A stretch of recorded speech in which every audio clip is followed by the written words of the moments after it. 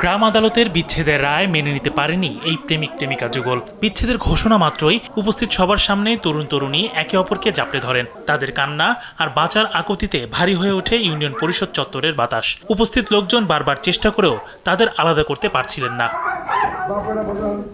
ঘটনার মূল চরিত্র ১৯ বছর বয়সী কলেজ শিক্ষার্থী কবির হোসেন এবং তার দীর্ঘদিনের প্রেমিকা। তারা ঘর ছেড়েছিলেন গত ২৭ এপ্রিল। স্বপ্ন ছিল একসাথে বাঁচার, কিন্তু বাদসাধে পরিবার। প্রেমিকার মায়ের দায়ের করা অপহরণ মামলায় আসামি হতে হয় কবিরকে।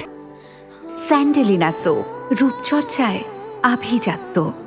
গতকাল ইউনিয়ন পরিষদে দুই পরিবারের সম্মতিতে বসেছিল গ্রাম আদালত। বিচারক যখন তাদের বিচ্ছেদের রায় ঘোষণা করেন, তখনই ঘটে সেই অভাবনীয় দৃশ্য। কবিরের বিরুদ্ধে তার প্রেমিকার মায়ের করা অপহরণ মামলার জেরে শেষ পর্যন্ত পুলিশ ঘটনাস্থলে পৌঁছে তাকে গ্রেপ্তার করে নিয়ে যায়। রৌমারী সদর ইউপি চেয়ারম্যান আব্দুর রাজ্জাক জানিয়েছেন, দুই পরিবারের সম্মতিতেই বিচ্ছেদের সিদ্ধান্ত নেওয়া হয়েছে। তবে তিনি জানতেন না যে কবিরের নামে আগে থেকেই থানায় মামলা রয়েছে। আলোচনা করে মেয়েটাকে নিয়ে গেছিল, ওরা নাকি থানায় মামলা করছিল, অপহরণ মামলা। সেটা ৩ নম্বর আসামি চালান দিয়েছে।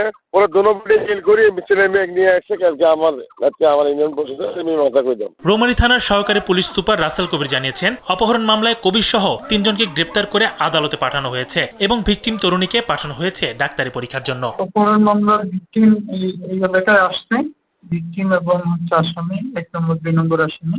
তো আমাদের যে তদন্তকারী কর্মকর্তা সে ভিকটিম উদ্ধারপূর্বক আসামি গ্রেপ্তার করে কোর্টে পাঠিয়ে দিচ্ছে। ইমাম শরীফ, কালবেলা।